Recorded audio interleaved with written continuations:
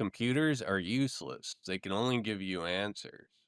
What ends up happening is crypto benefits in the long term, because geopolitically what's happening is we're moving from a rules-based international order to a great powers conflict. Now, we're kind of young, so we spent our entire adult lives under a rules-based international order, but our parents and grandparents, they lived under great powers conflict. It was the United States and the Soviet Union going at it. So it didn't matter what the trade deal was. It didn't matter what the rule of law was. If the Soviet Union wanted to do something or US wanted to do something, they just do it. And now we go back to great powers conflict. If Russia wants to invade Ukraine, it invades Ukraine. If China wants to invade Taiwan, it's going to do that. So treaties don't really work so well, and global business doesn't really work so well there. So your only option for globalization is crypto. If you want to do business with countries the United States doesn't like, or Russia doesn't like, or China doesn't like, in a global commons, you can no longer do that through treaty organizations or legacy banks or things. You can only do that through crypto. Nations are no longer following treaties that they once signed. We're watching countries completely null and void contracts. The contracts aren't worth the paper that they are printed on, just like fiat. Fiat is a social contract, and just like nations nullifying treaties, countries are nullifying their own currency. In order for globalization to continue, digital environments that enforce rules are needed. That is what blockchain is capable of doing. This is beyond just trade and currency. We're talking about the Internet of Things, AI, data, energy policy. Everything is going to require environments with enforceable rules. There's been a lot of phishing attempts coming in the form of text or email suggesting that you need to update your Coinbase account. They might say that you are hacked into and you need to update your information or you'll lose all your funds. I've talked to plenty of people that have all said that they've received these texts and emails. This is why I'm working with NordVPN. NordVPN uses anti-phishing certificates to make sure you can identify a phishing attempt or if the real Coinbase is the one reaching out to you. There is also an attachment filter that NordVPN's Threat Protection Pro feature is designed to protect you from phishing. It's a security feature that keeps you safe while browsing the internet and protects you from malware. In addition to malware, it also scans your files during downloads and blocks malicious files, contents before it reaches your device. NordVPN is brought to you by Nord Security, one of the leading cybersecurity companies. So be sure to check out nordvpn.com/Darren. If you use this link, you'll receive 4 extra months off the annual plan, and it's risk-free with NordVPN's 30-day money-back guarantee. So be sure to check it out at nordvpn.com/Darren. That's number one. But number two, let's recall what happened overnight. And from what I understand, and I'm getting this from people that are talking to the White House, what happened in the bond market overnight, the spike in yields on the 30-year and the 10-year bond, which showed that people were dumping our bonds. And who were those people dumping our bonds? Japan, the biggest holder of bonds, was selling bonds. That's what I'm getting from some very big money managers. China, maybe to some extent, but it was largely Japan and others. If you have a mass sale of bonds, that means people are losing confidence in the U.S. economy, on the ability to do deals with us. And from what I understand, this is what forced the hand of this 90-day reprieve. Now, is it a good thing? Are people coming to the table? Yeah. But if you read between the lines, or not even what Scott Bessent said, we have no deals. Right? There's nobody that is really there saying, this is what we're going to do. And they paused it anyway. So my thing said, well, I'll give you this. There is some art of the deal here. And by the way, brilliant move by putting China in the corner. But that's a whole separate thing. Because remember, that's a very difficult negotiation. Everybody else is a lot easier. They do want to deal with us. Whether they want to be, forced into really bad trade deals on their end is a whole other negotiating story. But make no mistake about it, you cannot divorce this decision right here from what happened last night, which was, people focus on the stock market all the time. It's the bond market and the sort of lending markets that's the plumbing of the economy. And those markets were imploding last night. And that's why we have a 90-day freeze. Let's see if those markets improve. Someone told me we had a decent treasury auction today. But if you can't sell your treasuries, guys, And people are unloading your treasuries, like Japan, which is, I believe, the largest foreign holder. Trade wars will often lead to hot wars. Now, this isn't a universal rule. However, it does happen, and the War of 1812 is an example of this, where our trade policies eventually led to a hot war. Now, Japan owns the most amount of U.S. debt, followed by China, and the other night, Japan started to sell off their treasuries, and this spiked the yields of the 10-year and the 30-year treasury. So we're creating an environment of hostility right now, and as things start to escalate, you're going to see more and more issues within the plumbing of the financial system. The financial system is mostly the result of our globalization policies. Everybody is pooling their money in the US because we have the reserve currency and they need dollars anyway.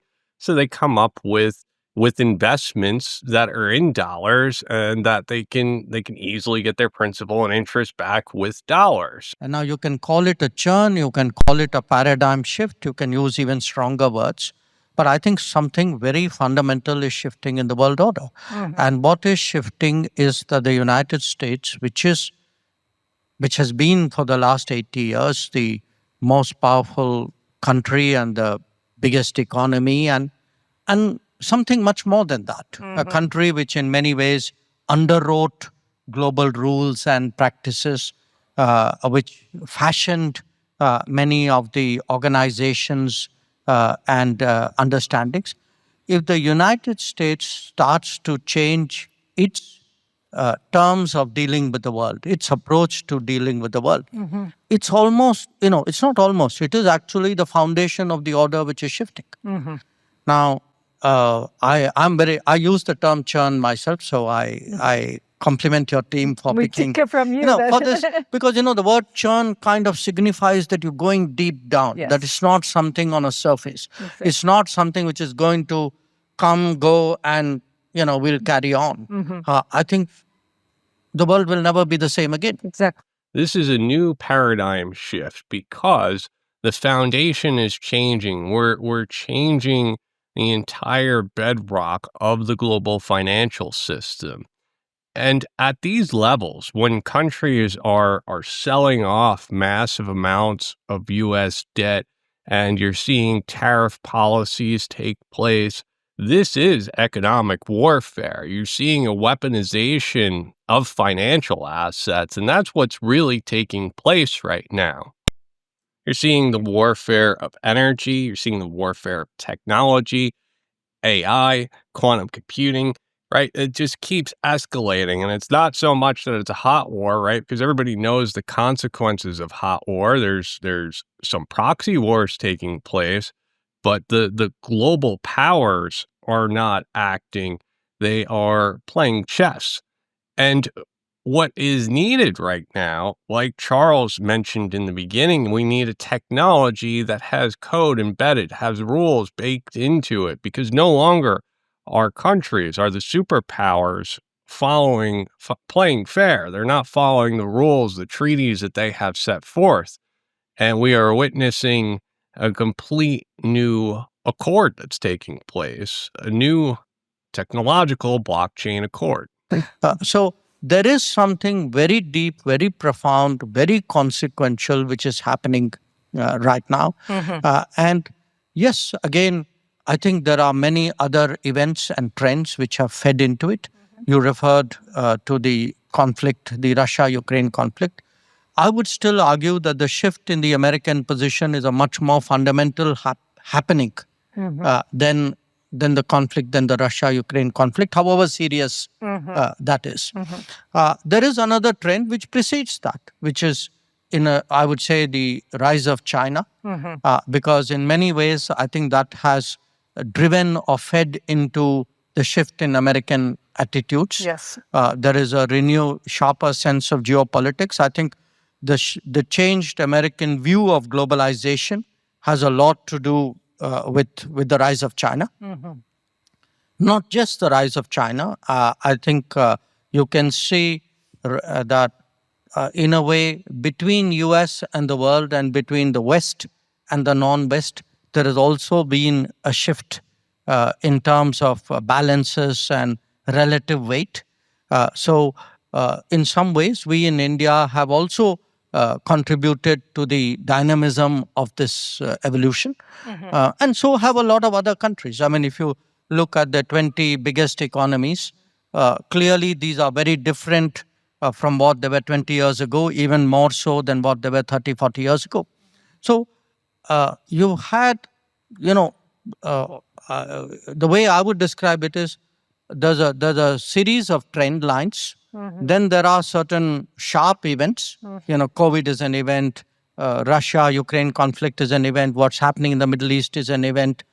I would put, you know, this rebalancing, the fact that you have the relative weight of economies are shifting, and with it, the relative weight of the political influences.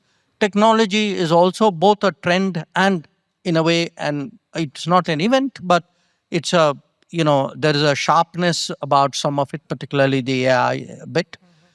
So you have trends, you have events, but most important, you have the foundation of the global order actually at some point saying, you know, guess what? I've had enough of the order which I myself helped to invent. And now I think I'm going to set about it in a very different way.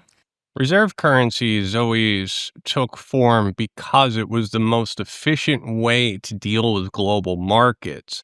And there is almost this natural progression to get to a reserve currency. Now that tokenization, blockchain, crypto assets are mainstream, there's no longer a need to have reserve currencies. You can swap assets in real time for each other. So we are going to move away from, you know, being the global superpower with the reserve currency, which, by the way, a lot of the problems that we're seeing, like manufacturing being hollowed out from the United States, is a direct result of the reserve currency and Triffin's dilemma. So this is a double-edged sword that, you know, all of the rest of the countries are sick of the global order, but so is the United States as well. What they intend to do.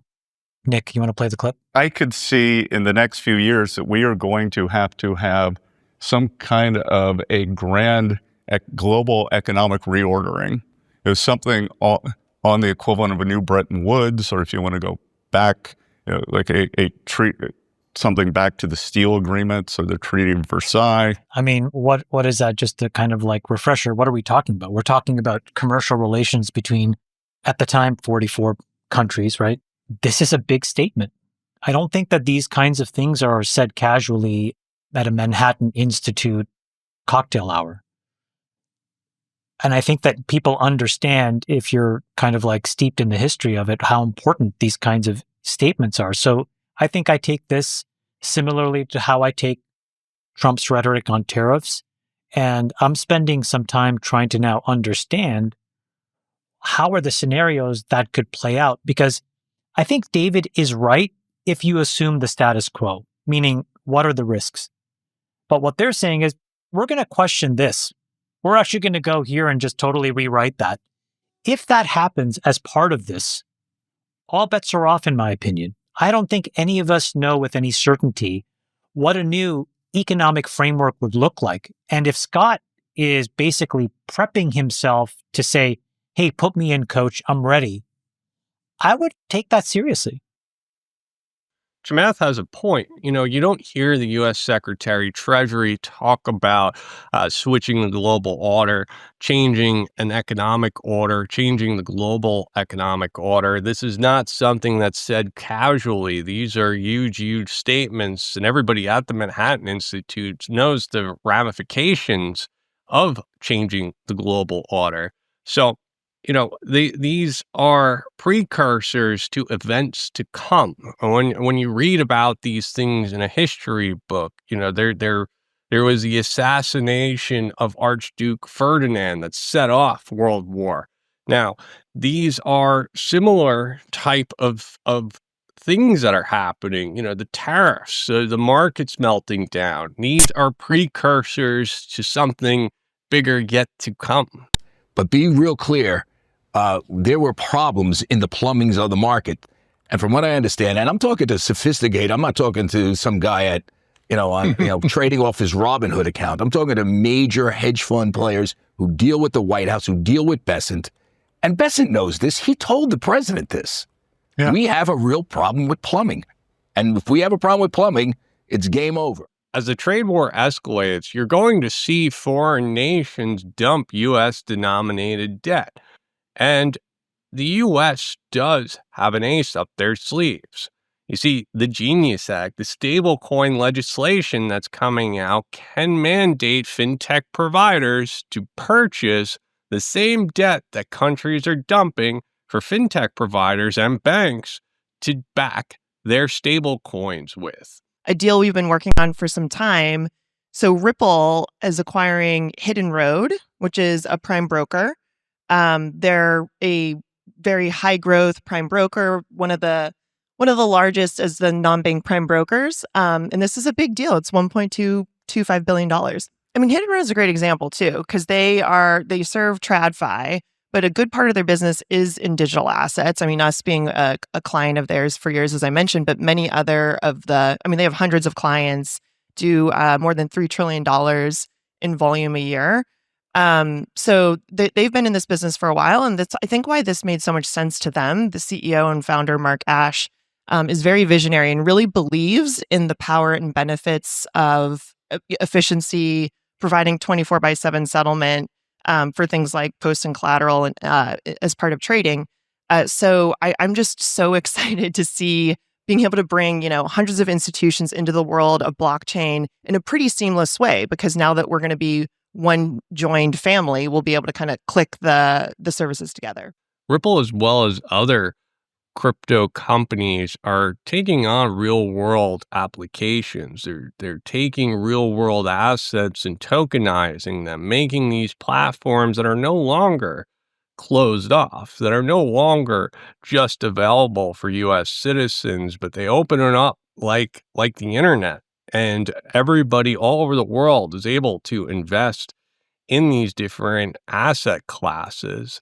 And this is going to really drive demand for financial applications as well as crypto assets in general. Monica Long talks about their recent Hidden Road acquisition and how there's over 3 trillion volume running through Hidden Road. As these platforms become more and more open, you're going to see volume increase even exponentially higher than 3 trillion.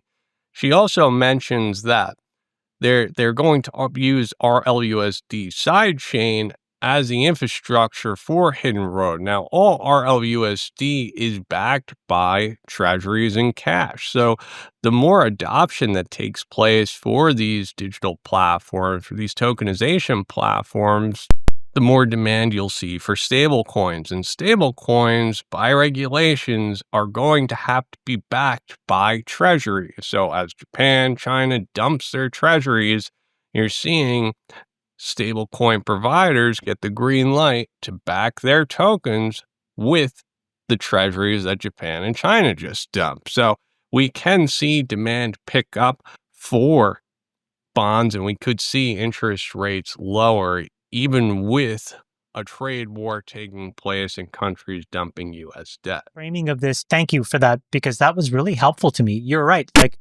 if we try to reconvene a new Bretton Woods, we have to have an anchor asset.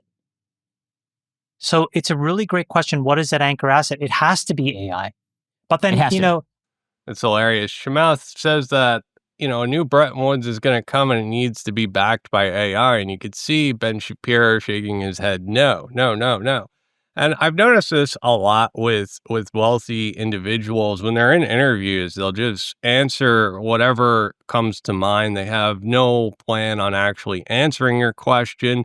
They'll just say whatever's on their mind. So, obviously the topic that was on his mind was AI, but, what a neutral asset. There needs to be an anchor within the Bretton Woods system, within this new accord that takes place, and it needs to be a neutral asset. It can no longer be tied to an economy, because as we saw with the US, it has hollowed out our manufacturing and has really weakened our economy. So any type of system that takes place from here, any type of accord that takes place, needs to account for having a neutral asset. And I don't think it needs to be one specific neutral asset. I think we can just say, crypto could be the neutral asset that everything is pegged to. The real danger is not that computers will begin to think like men, but that men will begin to think like computers. Thanks, everyone. I hope you enjoyed the show. Please take a moment to like and subscribe. If you enjoy content like this, please consider joining my Patreon.